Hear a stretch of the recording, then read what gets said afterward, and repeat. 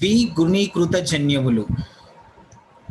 ద్విగుణీకృత జన్యువులు అనగా ఈ జన్యువులు ఎపిస్టాసిస్ రహిత జన్యువుల అంతర సమ్మేళనానికి చెందినవి. ద్విగుణీకృత జన్యువులు అనగా ఒక లక్షణం ఒక జన్యువు ద్వారా వ్యక్తపరుస్తుంది. ఇది సాధారణ పద్ధతి. కానీ ఆ లక్షణం అంటే ఒక లక్షణం అనేక జన్యువుల ద్వారా వ్యక్తపరచడాన్ని ద్విగుణీకృత జన్యువులు అని అంటాం. ఒక లక్షణం ఒక జన్యువు ద్వారా వ్యక్తపరచడం సాధారణ లక్షణం. కానీ ఒక లక్షణం అనేక జన్యువుల ద్వారా, ఒకటి కంటే ఎక్కువ జన్యువుల ద్వారా వ్యక్తపరచడం ద్విగుణీకృత జన్యువుల వలన మాత్రమే సాధ్యమవుతుంది. ద్విగుణీకృత జన్యువుల ఎగ్జాంపుల్ చూసినట్టయితే క్యాప్సెల్లా బర్సా మొక్కలో క్యాప్సుల్ అనగా గుళిక నిర్మాణం. క్యాప్సెల్లా బర్సా మొక్క లోపల క్యాప్సుల్ అనగా గుళిక నిర్మాణం చూసినట్లయితే రెండు రకాలుగా ఉంటుంది. ఒకటి ట్రయాంగిల్ నిర్మాణంలో ఉంటుంది, త్రికోణాకార నిర్మాణంలో ఉంటుంది.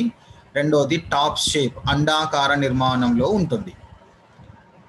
త్రికోణాకార నిర్మాణంలో ఉండే గుళికలు capital T1, capital T1, capital T2, capital T2 అను ఈ 4 జన్యువుల వలన త్రికోణాకారపు గుళికలు ఏర్పడతాయి క్యాప్సెల్లా బర్సా మొక్క లోపల. అండాకార గుళికలు ఏర్పడడానికి గల కారణం small t1, small t1, small t2, small t2 ఈ 4 జన్యువుల వలన ఈ లక్షణం, ఈ 4 జన్యువుల వలన ఈ లక్షణం ఏర్పడుతుంది. అంటే ఇందులో ఏ ఒక్క జన్యువు ఉన్నా కూడా అండాకార లక్షణం, వీటిలో ఏ ఒక్క జన్యువు ఉన్నా కూడా త్రికోణాకార లక్షణం అనేది ఏర్పడుతుంది.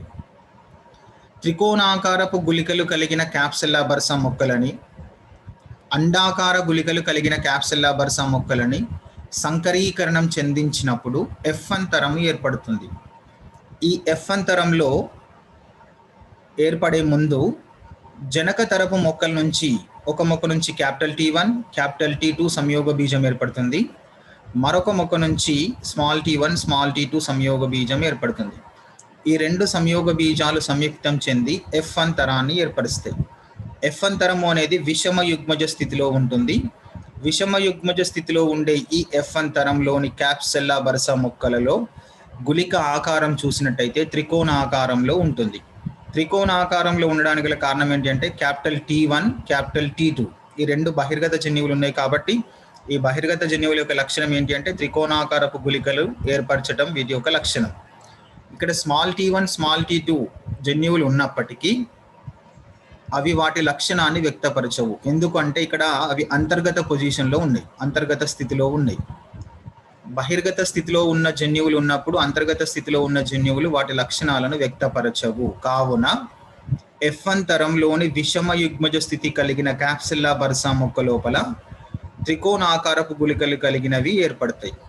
ఈ ఎఫ్ అంతరపు మొక్కలని స్వపరాగ సంపర్కం జరిపించినప్పుడు ఒక ఎఫ్ అంతరము పురుష మొక్కగా, ఒక ఎఫ్ అంతరము స్త్రీ మొక్కగా గుర్తించబడిన తర్వాత ఒక మొక్క నుంచి, పురుష మొక్క నుంచి చూసినట్టయితే capital T1, capital T2, capital T1, small t2, small t1, capital T2, small t1, small t2.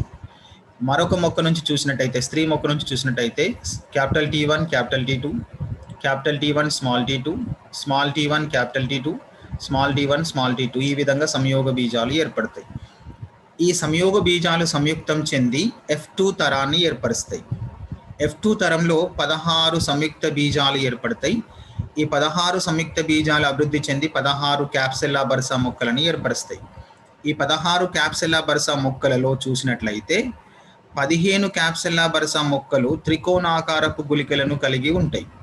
15 మొక్కలు త్రికోణాకారపు గుళికలను కలిగి ఉంటాయి. కారణం ఏంటి అంటే ఈ 15 రకాల సంయుక్త బీజాలలో, 15 రకాల మొక్కలలో క్యాపిటల్ T1 కానీ క్యాపిటల్ T2 కానీ ఉంటాయి. క్యాపిటల్ T1 ఉన్నా కూడా త్రికోణాకారం, క్యాపిటల్ T2 ఉన్న త్రికోణాకారం, అన్ని రెండు కలిసి ఉన్నా కూడా త్రికోణాకారం గుళికలను ఏర్పరుస్తాయి. ఇక్కడ 16 రకాల సంయుక్త బీజాలలో 15 రకాల సంయుక్త బీజాలలో ఖచ్చితంగా T1, క్యాపిటల్ T1 కానీ క్యాపిటల్ T2 కానీ ఉంటాయి.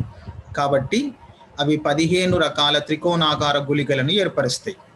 ఎప్పుడైతే క్యాపిటల్ T1, క్యాపిటల్ T2 అనేటివి సంయుక్త బీజంలో ఉండవో అప్పుడు మాత్రం అండాకార గుళికలను ఏర్పరుస్తాయి. ఇక్కడ అండాకార గుళికలు ఒకటి మాత్రమే ఏర్పడతాయి. Small t1, small t1, small t2, small t2. ఈ జన్యువులు సమయుగ్మజ స్థితిలో ఉండి అంతర్గత స్థితిలో ఉన్నాయి. సమయుగ్మజ స్థితిలో ఉండి అంతర్గత స్థితిలో ఉన్నాయి కాబట్టి ఇక్కడ బహిర్గత జన్యువులు లేవు. కాబట్టి ఈ అంతర్గత జన్యువుల యొక్క లక్షణం అండాకార గుళికలను ఏర్పరచటం. కావున F2 తరంలో ద్విగుణీకృత జన్యువుల యొక్క దృశ్య రూప నిష్పత్తి 15:1గా ఉంటుంది. సాధారణంగా ద్విసంకరీకరణంలో దృశ్య రూప నిష్పత్తి F2 తరంలో ఎలా ఉండాలి అంటే 9:3:3:1 ఉండాలి. కానీ ఈ ద్విగుణీకృత జన్యువులలో F2 తరంలోని దృశ్య రూప నిష్పత్తి 15:1గా ఏర్పడుతుంది. 15 అనేవి 15 త్రికోణాకారపు గుళికలను కలిగిన క్యాప్సెల్లా బరస మొక్కలు ఏర్పడతాయి. 1 అండాకారం గుళికలను కలిగిన క్యాప్సెల్లా బరస మొక్కలను ఏర్పరుస్తాయి. ఇది ద్విగుణీకృత జన్యువుల యొక్క అంతర సమ్మేళనాలు.